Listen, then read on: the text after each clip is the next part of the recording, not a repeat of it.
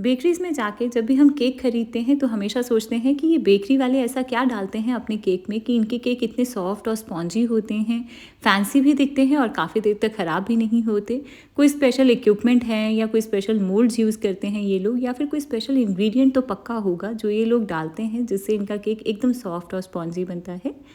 तो अगर आपके भी ऐसे ही कोई डाउट्स हैं तो अब ये सारे डाउट्स आपके क्लियर हो जाने वाले हैं आपके इस चैनल पर, जहाँ पे शुरू हो रही हैं बेकिंग की क्लासेस, जिसमें हम ऐसे एक नहीं बल्कि हज़ारों केक के बारे में बात करेंगे कि कैसे ये बेकरी वाले केक एकदम परफेक्ट बनते हैं और आप कैसे वो घर पर बिल्कुल same to same, in fact bakery से भी ज़्यादा अच्छे केक बना सकते हैं।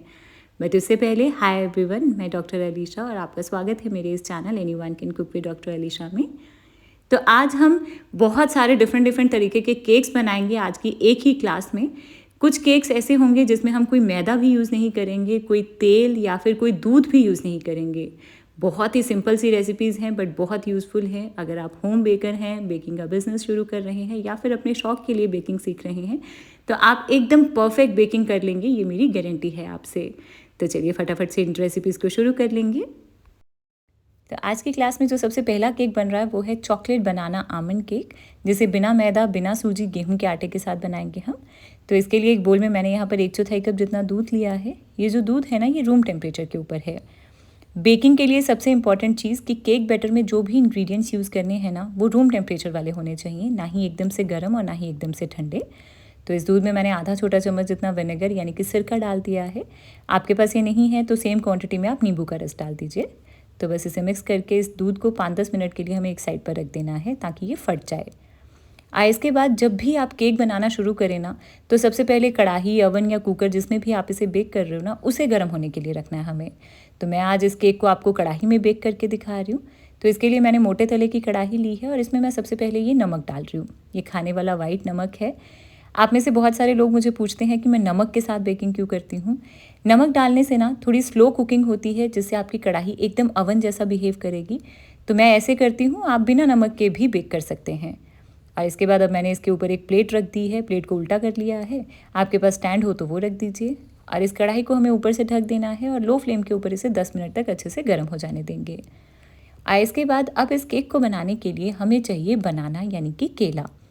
एक केला लिया है मैंने, नॉर्मल से साइज़ का केला है ये। तो इसके बाद अब इस केले को ना हम एक ग्राइंडर जार में डाल लेंगे। अच्छा, बनाना केक बनाने के लिए ना अगर आपके पास ओवर पका हुआ कोई केला पड़ा है जिसे आप सोच रहे हैं कि इसे फेंक देते हैं, उसे फेंकिएगा नहीं, उससे आप अपना बनाना केक बनाइएगा, ये बहुत ज़्यादा टेस्टी बनेगा। अच्छा, केले के साथ ही हम इसमें चीनी भी डाल देंगे।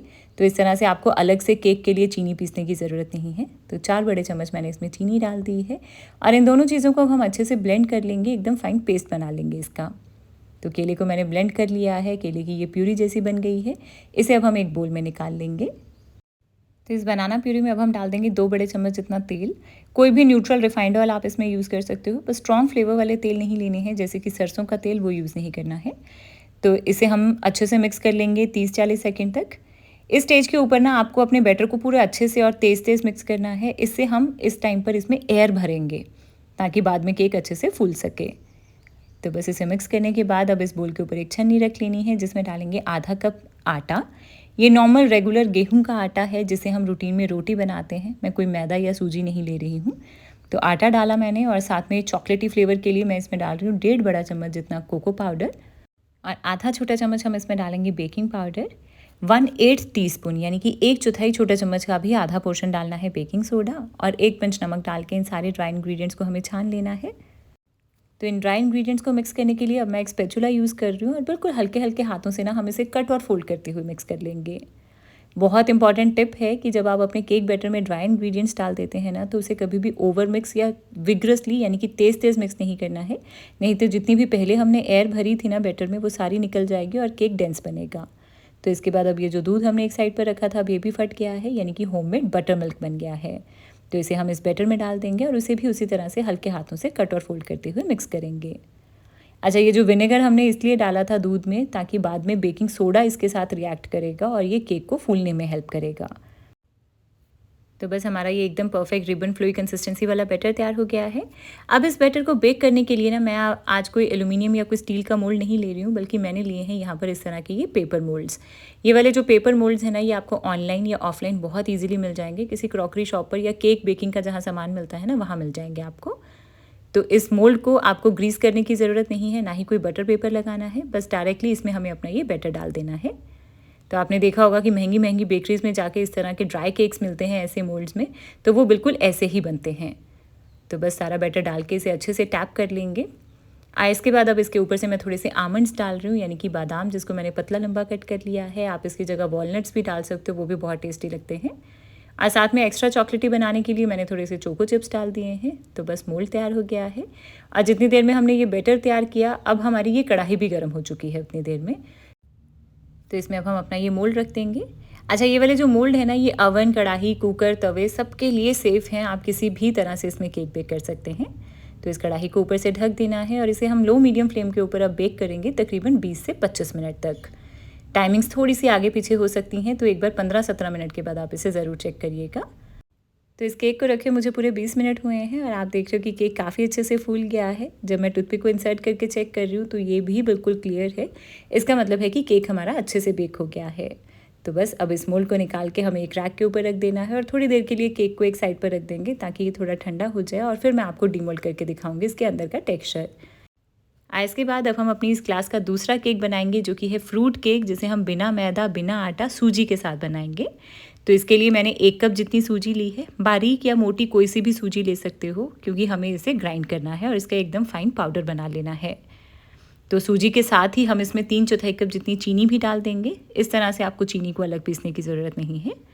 तो इन दोनों चीज़ों को ना पहले हमें अच्छे से ग्राइंड कर लेना है और इसका एकदम फाइन पाउडर बना लेना है। तो मैंने इसे ग्राइंड कर लिया है और अब आप देख रहे हो कि ये जो पाउडर बन गया है, अब ये मेरी उंगलियों पे लग रहा है। इसका मतलब है कि ये अच्छे से पाउडरी कंसिस्टेंसी में आ गया है। पहले सूजी मेरे हाथों पे लग नहीं रही थी। तो इस तरह से पाउडर बनाने के बाद अब इसी ग्राइंडर जार में ही ना हम बाकी के इंग्रेडिएंट्स भी डाल देंगे। तो इसके लिए मैं डाल रही हूँ 1/4 कप जितना ऑयल, 1/3 कप दही, प्लेन नॉर्मल दही जो हम घर में रूटीन में यूज़ करते हैं वही है ये। दही भी बटर मिल्क वाला ही काम करेगी। इसकी खटास जो है ये बेकिंग सोडा के साथ रिएक्ट करेगी और केक को फूलने में हेल्प करेगी। और अब इस केक में फ्लेवर ऐड करने के लिए ना मैं इसमें डाल रही हूँ 1/4 कप जितना कस्टर्ड पाउडर।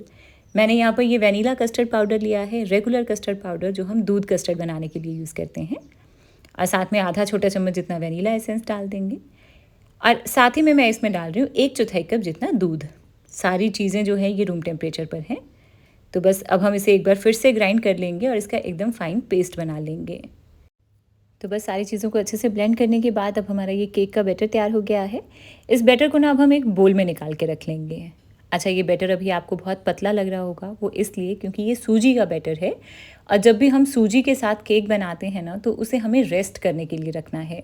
और जब सूजी रेस्ट करने के लिए रखेगी तो वो मॉइस्चर को अब्जॉर्ब करेगी और अच्छे से फूलेगी, इसलिए हम बैटर को पहले थोड़ा सा पतला रखते हैं। और हाँ, जब भी आप सूजी के साथ केक बनाएं ना, तो उसे कम से कम आधा घंटा, या फिर मैं सजेस्ट करूँगी कि अगर आपके पास टाइम है तो 1 से 1.5 घंटा आप सूजी को अच्छे से रेस्ट करने के लिए रख दीजिए। जितना अच्छे से आपकी सूजी रेस्ट करके फूल जाएगी ना, उतना ही अच्छा आपका केक बनेगा।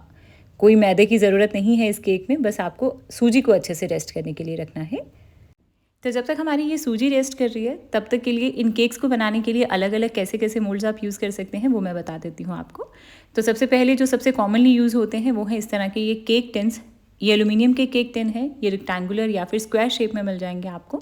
तो इनमें आप इन ड्राई केक्स को बना सकते हो, या फिर इसकी जगह डिस्पोजेबल एल्यूमिनियम केक टिन्स भी मिलते हैं कुछ इस तरह के, आप इनमें केक बना सकते हो। और अगर आप केक सेल करते हैं तो डायरेक्टली इसमें केक बनाकर आप इसे कवर करके अपने कस्टमर को सेल भी कर सकते हैं।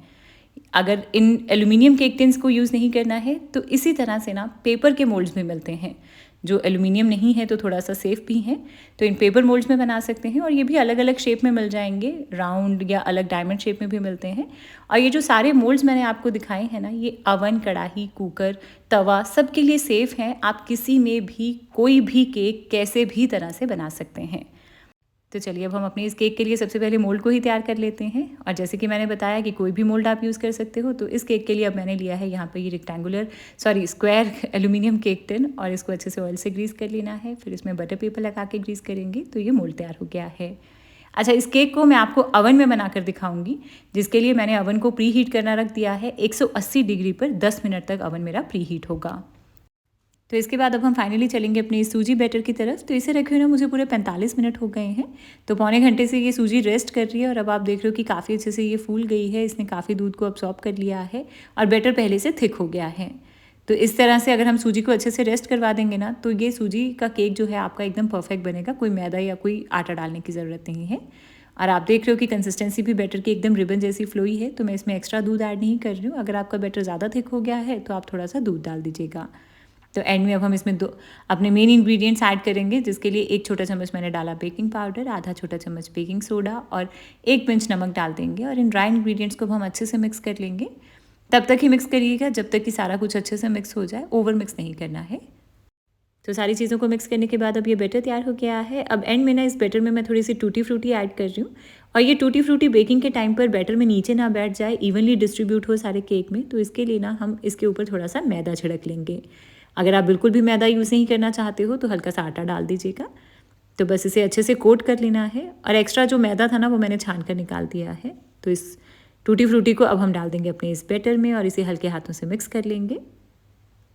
तो बस फाइनली हमारा ये बैटर तैयार हो गया है। इसे अब हम डाल देंगे अपने इस ग्रीस किए हुए मोल्ड में। मोल्ड को थोड़ा टैप कर लेंगे। तो बस इसके ऊपर से भी अब मैं थोड़ी सी और टूटी फ्रूटी डाल रही हूँ। इसके बाद अब हम इस केक को बेक करेंगे, जिसके लिए मैं अवन यूज़ कर रही हूँ। और अवन को मैंने पहले भी बताया था कि 180 डिग्री पर मैंने 10 मिनट के लिए इसको गर्म किया है। अवन पूरा अच्छे से गर्म है। तो इसमें हम अपना ये मोल्ड रख देंगे और इसे ना अब हम 180 डिग्री पर इसी प्री हीटेड अवन में बेक करेंगे तकरीबन 30 से 35 मिनट तक, या तब तक जब तक कि टूथपिक बिल्कुल क्लियर ना आ जाए। तो इस केक को ना रखे हुए मुझे पूरे 35 मिनट हुए हैं और आप देख रहे हो कि केक कितना अच्छे से फूल गया है। एक बार सेंटर में टूथपिक को इंसर्ट करके चेक कर लेंगे। तो टूथपिक भी बिल्कुल क्लियर है। इसका मतलब है कि हमारा केक अच्छे से बेक हो गया है। तो बस इस केक को भी निकाल कर अब हम एक साइड पर रख देंगे। केक पूरा अच्छे से जब ठंडा हो जाएगा तब मैं आपको डीमोल्ड करके दिखाऊंगी इसके अंदर का टेक्सचर।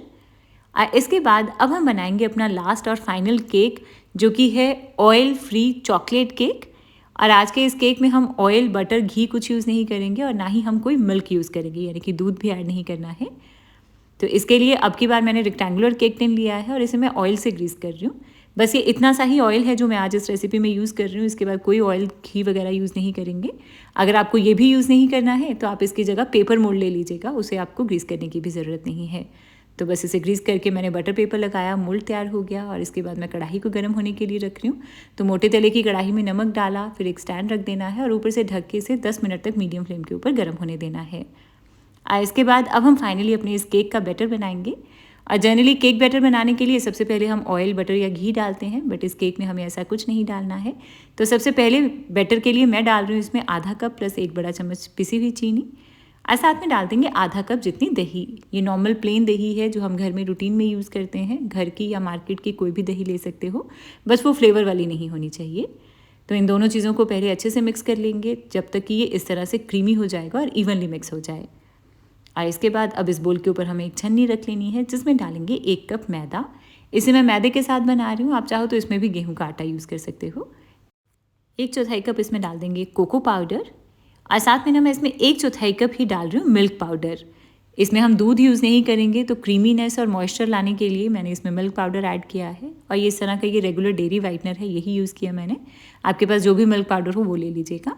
और साथ में इसमें जाएगा 1 छोटा चम्मच बेकिंग पाउडर, आधा छोटा चम्मच जितना बेकिंग सोडा और 1 पिंच इसमें नमक डाल देंगे। तो इन सारे ड्राई इंग्रेडिएंट्स को हमें छान लेना है ताकि इसमें कोई भी लम्प्स ना हो। और इन सारी चीज़ों को अब हम मिक्स कर लेंगे, जिसके लिए अब की बार मैं विस्क यूज़ कर रही हूँ। अगर आप भी इस तरह से विस्क के साथ मिक्स करना चाहते हैं ना, तो बिल्कुल हल्के हाथों से एक ही डायरेक्शन में चलाइएगा इसे। वैसे अगर आप एक बिगिनर हैं तो मैं सजेस्ट करूँगी कि स्पैचुला वाला मेथड यूज़ करिएगा, उससे आपकी ओवर मिक्सिंग नहीं होती है। तो बस अब बैटर ये अभी थोड़ा थिक लग रहा है, तो इस बैटर की कंसिस्टेंसी को एडजस्ट करने के लिए अब मैं इसमें डाल रही हूँ पानी। जैसे कि मैंने आपको बताया कि मैं इसमें कोई भी दूध यूज़ नहीं करूँगी, लिक्विड मिल्क हम यूज़ नहीं कर रहे हैं। तो मैंने यहाँ पर पानी लिया है, आधा कप जितना पानी जाएगा, या फिर ज़रूरत के अकॉर्डिंग ऐड कर लीजिएगा।